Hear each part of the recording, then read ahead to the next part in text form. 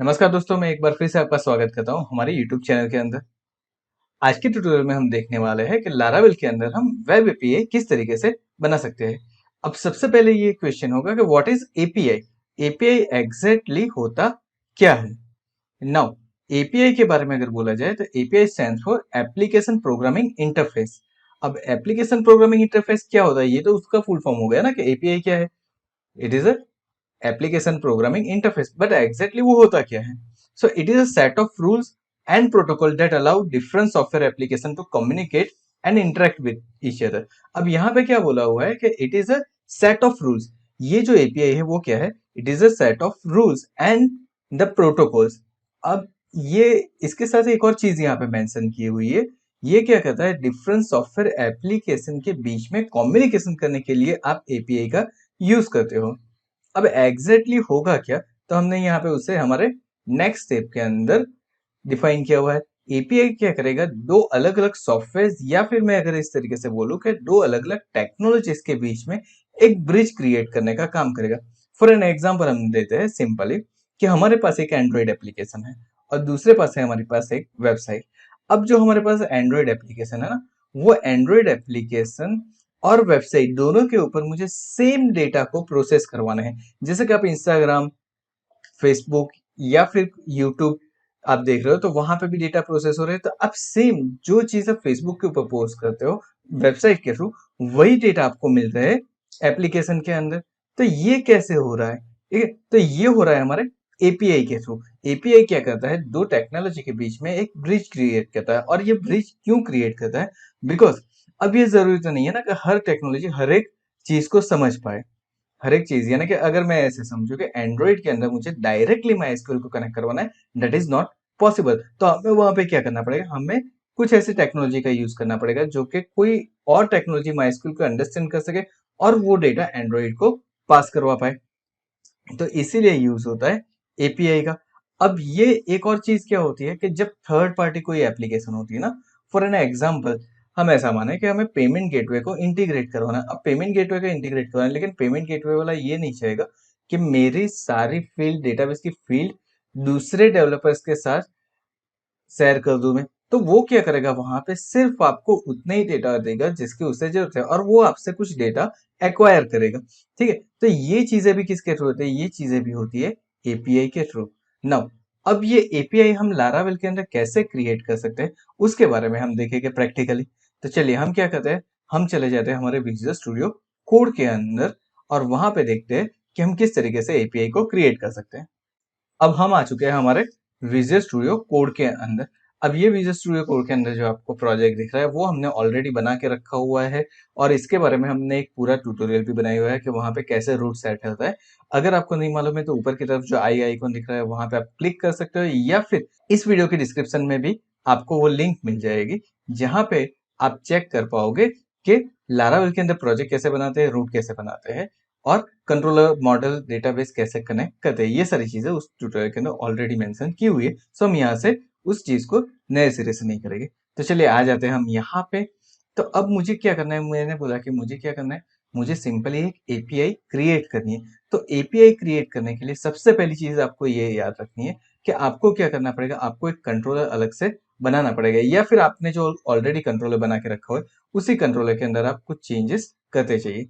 चलिए तो यहाँ पे मैं आ जाता हूँ और मुझे एक कंट्रोलर क्रिएट करना है। सो कंट्रोलर क्रिएट करने के लिए मैं एक कमांड यहाँ पे यूज करूंगा, that is php artisan make controller space करके मैं यहाँ पे दे देता हूँ। फॉर एग्जांपल हमने जो अभी बनाया था आगे एक कंट्रोलर, उसके अंदर हमने कुछ एडमिन के डेटा के ऊपर किया था। सो एडमिन एपीआई कंट्रोलर मैंने कुछ इस तरीके से नाम दे दिया और मैं यहाँ पे कर देता हूँ एंटर। तो जैसे ही मैं यहाँ पे एंटर करूंगा तो यहाँ पे मेरा क्या होगा, एक कंट्रोलर, न्यू कंट्रोलर क्रिएट हो जाएगा। अब ये कंट्रोलर कैसे वर्क करेगा वो देखते हैं।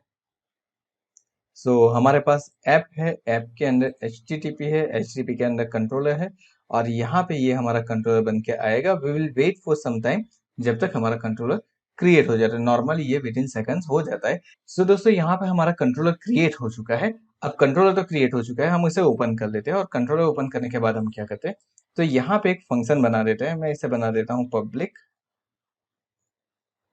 फंक्शन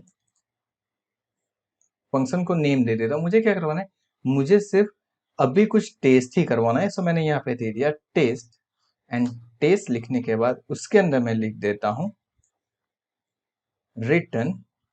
रिटर्न लिखने के बाद हम यहाँ पे कर देंगे, हमें क्या करना है, कुछ डेटा हमें पास करवाना है या वॉट एवर जो भी करना है, ठीक है। जैसे कि मैं यहाँ पे क्या करता हूँ, मैं एक रिक्वेस्ट यहाँ से पास करवा देता हूँ कि वहां से मेरे पास क्या आ रही है, कोई भी एक रिक्वेस्ट आ रही है, ऐसे समझ लेते हैं। सो हमने यहाँ पे कर दिया रिक्वेस्ट $REQ, एंड नीचे की तरफ हम कर लेते हैं रिटर्न, और ब्रैकेट के अंदर ले लेते हैं like data is implies $REQ of, या फिर हम एक वेरिएबल के अंदर इसे ले लेते हैं।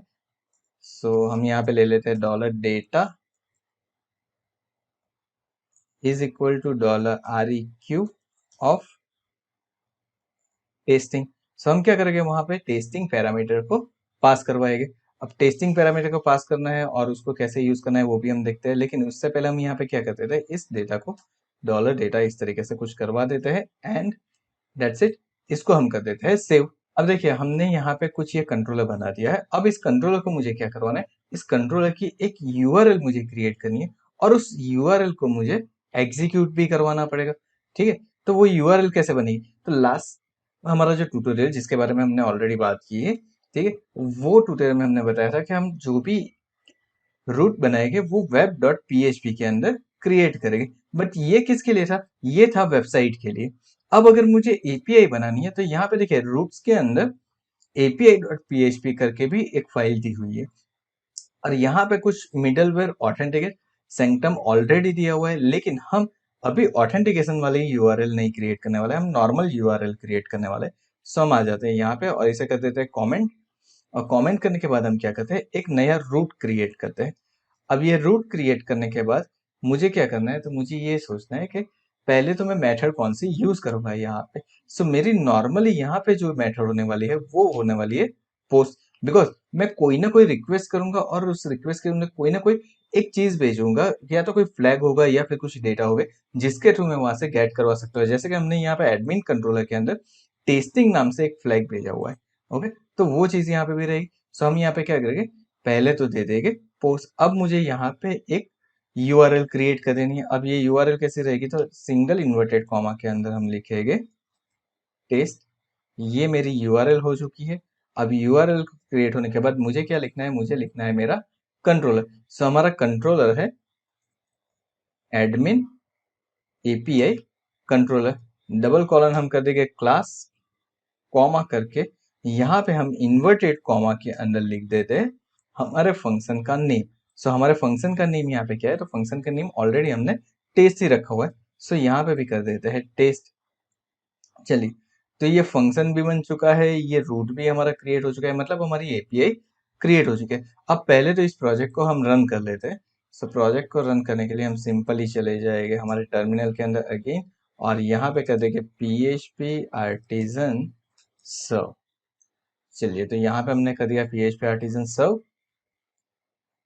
और एक बार PHP आर्टिजन सर्व हो जाता है उसके बाद हम क्या करते हैं, उसके बाद हम हमारे क्रोम ब्राउजर के अंदर चले जाते हैं, और यहाँ पे हमारी जो नॉर्मल यूआरएल है उस यूआरएल को ओपन करते हैं कि लोकल होस्ट कॉलन 8000, उसके बाद हम लिखेंगे स्लैश करके index.php/api। अब जैसे ये यूआरएल हमने लिखी है, ये क्या है, ये हमारी एपीआई की यूआरएल है। ये आपको याद रखना है, जब भी आप यहाँ पे यूज करोगे तो आपकी ये वाली यूआरएल होने वाली है, ठीक है। और अभी के लिए मैं क्या करता हूँ, अभी के लिए मैं सिंपली यहाँ पे एक और फंक्शन क्रिएट कर देता हूँ, और फंक्शन का नेम दे देता हूँ public function that is testing, और टेस्टिंग करके इसके अंदर हम कोई भी रिक्वेस्ट नहीं पास करवा रहे। यहाँ पे डायरेक्टली मैं लिख देता हूँ रिटर्न, और उसके अंदर टेस्ट ऑफ टेस्टिंग, कुछ इस तरीके से हम कर देते हैं टेस्ट ऑफ टेस्टिंग। एंड अब इसके लिए हम एक रूट और क्रिएट कर लेते हैं, यहाँ पे कर देते हैं गेट मेथड, और यहाँ पे हम लिख देते हैं टेस्टिंग। एंड नाउ यहाँ पे हमारी मेथड का नाम यानी कि हमने दिया हुआ है टेस्टिंग, तो यहाँ पे भी हम कर देते हैं टेस्टिंग। चलिए, तो ये गेट मेथड हमने क्यों लिखी है? ताकि हमें यूआरएल के अंदर डायरेक्ट दिखे। अब देखिए एपीआई डायरेक्टली फाउंड नहीं हो रहा है, लेकिन यहाँ पे अगर मैं लिखता हूँ टेस्टिंग और जैसे ही मैं एंटर करता हूँ, अब ये यूआरएल हमें मिल जाएगी, बिकॉज हम ऑलरेडी एपीआई को क्रिएट कर चुके हैं। और यहाँ पे देखिए एक इनवर्ट कर्ली ब्रैकेट के अंदर मुझे दिख रहा है टेस्ट, और उसके ऊपर मुझे टेस्टिंग के डेटा भी दिख रहा है। लेकिन ये कहाँ पे हो रहा है? ये हो रहा है हमारा डायरेक्टली यूआरएल के अंदर से, ठीक है। लेकिन अगर मैं यहाँ पे लिखता हूँ टेस्ट, अब देखिए अब ये वर्क नहीं करेगा और कुछ एरर भी दे देगा, बिकॉज हम जो क्रिएट कर रहे हैं ना वो गेट मेथड के थ्रू, यहाँ पे यूआरएल के अंदर जो डेटा जा रहा है ना वो डायरेक्टली अगर आप यूआरएल कॉल करवा रहे हो तो वो गेट मेथड के थ्रू होगा। और यहाँ पे एरर आ चुकी है कि get method is not supported for route API slash test. इसके लिए सपोर्टेड मेथड कौन सी है? पोस्ट। तो यहाँ पे मुझे क्या करना है? पोस्ट करना पड़ेगा। पोस्ट डायरेक्टली तो मैं ब्राउजर के थ्रू कर नहीं सकता, या फिर मुझे कोई एक्सटेंशन ऐड करना पड़ेगा। बट हम क्या करेंगे? हम यहाँ पे एक सॉफ्टवेयर का यूज करेंगे, उस सॉफ्टवेयर का नेम है पोस्टमैन। तो चलिए मैं पोस्टमैन सॉफ्टवेयर को ओपन कर लेता हूँ। अब देखिए ये पोस्टमैन सॉफ्टवेयर, अगर आप यहाँ पे सर्च करोगे पोस्टमैन सॉफ्टवेयर, ओके, सो अगर आप इस तरीके से सर्च करोगे तो आपको ये एपीआई मिल जाएगी। यहाँ से आपको डाउनलोड पोस्टमैन करना है और डायरेक्टली फिर उसके अंदर काम करना है। अब मेरे पास ऑलरेडी पोस्टमैन इंस्टॉल है, सो मैं इसे यहाँ से डाउनलोड नहीं करने वाला हूँ, डायरेक्टली मैं कर लेता हूँ इसे ओपन। मुझे इसे ओपन करने की जरूरत नहीं है। तो चलिए यहाँ पे हमारा पोस्टमैन सॉफ्टवेयर ओपन हो चुका है। मैं अब यहाँ पे करता हूँ प्लस, और जैसे ही मैं यहाँ पे प्लस करूंगा तो मुझे यहाँ पे दिखा रहे अनटाइटल रिक्वेस्ट। अब अनटाइटल रिक्वेस्ट को कैसे हैंडल करना है वो देखते हैं। तो अब देखिए यहाँ पे सबसे पहले आपको करना है गेट मेथड की जगह पे कर देते हैं पोस्ट मेथड, बिकॉज मुझे पोस्ट के थ्रू डेटा चाहिए। उसके बाद हमारी जो यूआरएल है जो कि हमने यहाँ पे एंटर की थी, उस यूआरएल को ले लेते हैं हम। ये यूआरएल हम यहाँ पे ले चुके हैं। अब मुझे क्या करना है? सबसे पहले तो यहाँ पे जो हमारे पास हेडर्स है उस हेडर्स को चेंज करना है, और हेडर्स के अंदर क्या लिखना है? मुझे डेटा कौन से फॉर्म में? जेसन के फॉर्म में पास करना है। सो मैं यहाँ पे लिखूंगा content type that is application और जेसन, एंड देन अब हम चले जाते हैं हमारे बॉडी पार्ट के अंदर, और बॉडी पार्ट के अंदर हम रो के अंदर आ जाते हैं। अब रो के अंदर आके मुझे क्या करना है? तो देखिए विजुअल स्टूडियो को के अंदर हमने यहाँ पे क्या किया था? हमें डेटा पास करवाना है एज अ टेस्टिंग पैरामीटर, ठीक है। मुझे क्या करना है? यहाँ पे एज अ टेस्टिंग कोई भी पैरामीटर हो सकता है, ये कोई भी हो सकता है, ये सिंगल पैरामीटर जरूर नहीं है, ये मल्टीपल पैरामीटर्स भी हो सकते हैं। सो हम क्या करेंगे? यहाँ पे जाएंगे और यहाँ पे कर्ली ब्रैकेट के अंदर यानी कि एक जेसन फॉर्मेट के अंदर लिखेंगे टेस्टिंग इज एम्प्लॉइज, और उसके बाद मैं लिख देता हूं माय नेम इज तमीम। कुछ मैंने इस तरीके से लिख दिया है, ओके। तो ये मेरा जेसन बन के रेडी हो चुका है। यहाँ पे हमने एक मिस्टेक किया, हमें यहाँ पे करना था कॉलन, ओके, एरो नहीं यूज करना है, हमें यहाँ पे क्या यूज करना है? कॉलन। और अगर मल्टीपल डेटा पास करना है तो यहाँ पे कॉमा करिए, और सेम चीज जिस तरीके से ऊपर किए वैसा ही करते चलिए। तो चलिए यहाँ पे तो मुझे सिंगल डेटा पास करवाना है, और बस इतना करके मुझे क्या कर देना है? मुझे करना है इसको सेंड। अब जैसे ही मैं इसे सेंड करूंगा ना, तो देखिए मुझे यहाँ पे नीचे की तरफ कुछ रिस्पॉन्स मिलेगा, we will wait for a time. और देखिए data my name is Tamim, इस तरीके से मुझे जेसन फॉर्मेट के अंदर डेटा मिल चुके हैं। ये था हमारा एक सिंपल एपीआई बनाने का तरीका, ओके। तो यहाँ पे क्या हो रहा है? यहाँ पे अगर सिंपल लैंग्वेज के अंदर समझना है तो आप ऐसे समझ सकते हो। यहाँ पे जो आप जेसन डेटा भेज रहे हो ना, वो किसे मिल रहा है? वो पीएचपी लारावेल को मिल रहा है, और वो उसे अपनी लैंग्वेज के अंदर कन्वर्ट करके वापस यहाँ पे सुना रहा है। ये कैसे होगा? जैसे कि आप किसी मूवी में देखते हो ना, ठीक है, क्या होता है? फॉर एन एग्जाम्पल एक मूवी है चेन्नई एक्सप्रेस, वहां पे क्या होता है? शाहरुख खान चला जाता है चेन्नई में, ओके, और उसे वहां की लैंग्वेज समझ में नहीं आती, तो क्या होता है? दीपिका पादुकोण उसे उस लैंग्वेज के अंदर कन्वर्ट करके समझाती है हिंदी के अंदर कि वो लोग क्या बोले। तो यहाँ पे सिंपल ही हो रहा है। यहाँ पे क्या होगा कि आपकी लैंग्वेज दूसरी टेक्नोलॉजी अगर अंडरस्टैंड नहीं कर रही है, तो यहाँ पे आप जो एपीआई बनाओगे वो एपीआई अंडरस्टैंड करेगा दोनों की लैंग्वेज को, और एक दूसरे को समझेगा कि आखिर करना क्या है, ओके, सिंपल। अब मुझे क्या करना है? अब मुझे सिंपली जो मेरे डेटाबेस के अंदर डेटा है ना, उस डेटा को गेट करवाना है और उससे एक फॉर्म के अंदर डिस्प्ले करवाना है। तो चलिए आ जाता है वापस से एक बार हमारे विजुअल स्टूडियो कोड के अंदर, और यहाँ पे आके हम क्या करते हैं? यहाँ पे आके हम एक न्यू फंक्शन क्रिएट कर लेते हैं, लाइक पब्लिक फंक्शन, नेम दे देता हूँ गेट एडमिन।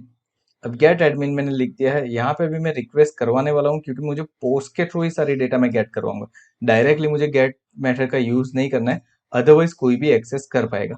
अब मुझे यहाँ पे क्या करना है, सबसे पहले तो एक रिक्वेस्ट चेक करवानी है कि इफ, उसके बाद मैं यहाँ पे दे देता हूँ इफ करके कंडीशन हम दे देते हैं कि डॉलर REQ ऑफ, उसके बाद वहां से जो भी आप वैल्यू पास करवा रहे हो वो, मान लीजिए कि आप वहां से पास करवा रहे हो गेट यूजर या फिर गेट एडमिन, सो हम वहां से पास करवा रहे हैं, ऐसा समझते हैं कि गेट एडमिन पास करवा रहे हैं। सो हम यहाँ पे लिखेंगे इफ इज सेट,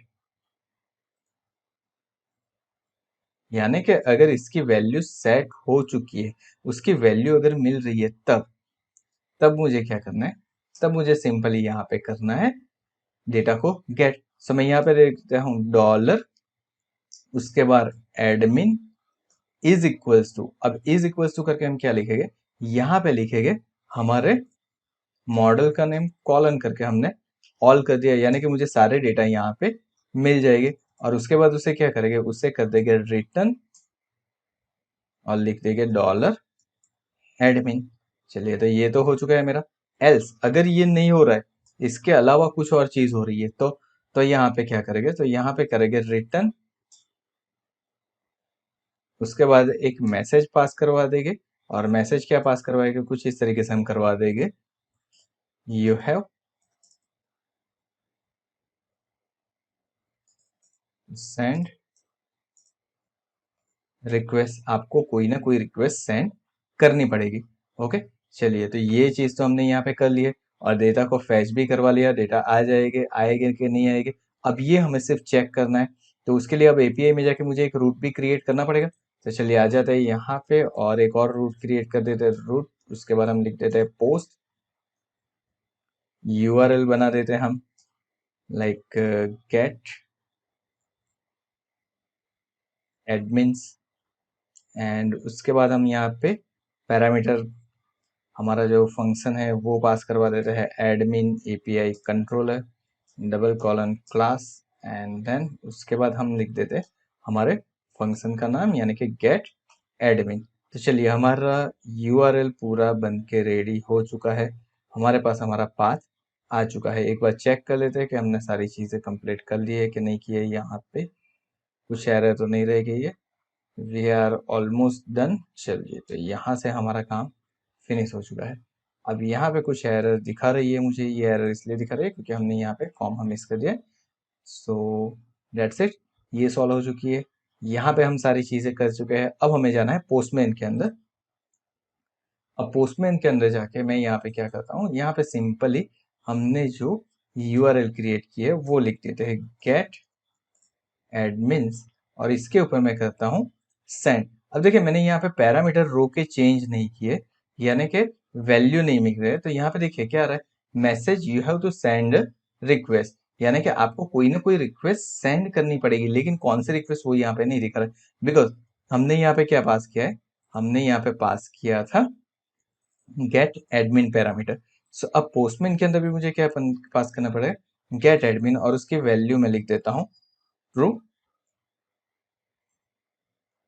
चलिए, तो मैंने बुलियन पास करवा दिया यहाँ पे, मैं इसे करता हूँ सेंड। अब जैसे ही मैं सेंड करूंगा, लेट्स सी हमारे डेटा फैच होके आ रहे हैं कि नहीं आ रहे। देखिए, हमारे पास डेटा आए हैं, लेकिन डेटा सिर्फ सिंगल आया है, जबकि मेरे पास तो मल्टीपल डेटा भी हो सकता है। सो हम क्या करते हैं, एक बार एक डेटा को ऐड करके चेक कर लेते हैं कि मुझे मल्टीपल डेटा मिल रहे हैं कि नहीं मिल रहे। सो यहाँ पे हमारे पास URL है, उस URL के अंदर हम आते हैं, एंड URL के अंदर आने के बाद हमारे पास है एड एडमिन। हमने यहाँ पे कर दिया ऐड एडमिन, एक एडमिन को हमें ऐड करवा लेते हैं लाइक टेस्टिंग 1 2 1 2 3 4 5 6, चेक करने के लिए हमने यहाँ पे क्लिक कर दिया है, यानी कि हमारे डेटा उसके अंदर ऐड हो जाएंगे। और ऐड होने के बाद अब ये मुझे मिल रहे हैं कि नहीं मिल रहे, वो चेक करते हैं।